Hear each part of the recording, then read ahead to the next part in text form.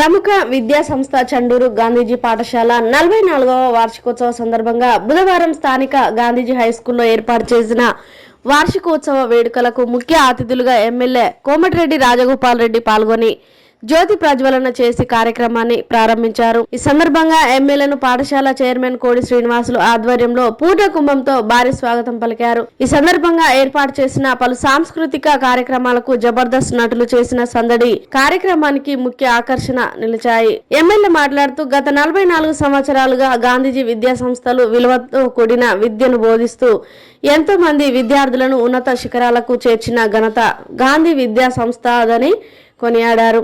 భవిష్యత్తులో మరిన్ని వార్షికోత్సవాలు జరుపుకోవాలని అన్నారు. ఈ కార్యక్రమంలో జిల్లా విద్యాశాఖాధికారి భిక్షపతి, గున్న రాజేందర్ రెడ్డి, యానాల ప్రభాకర్ రెడ్డి, కొర్రపాటి సుధాకర్, వెంకటపటి డైరెక్టర్ సిరికొండ వెంకన్న, పాఠశాల ఉపాధ్యాయులు, ట్రస్మా నాయకులు, విద్యార్థులు, తల్లిదండ్రులు, సిబ్బంది తదితరులు పాల్గొన్నారు.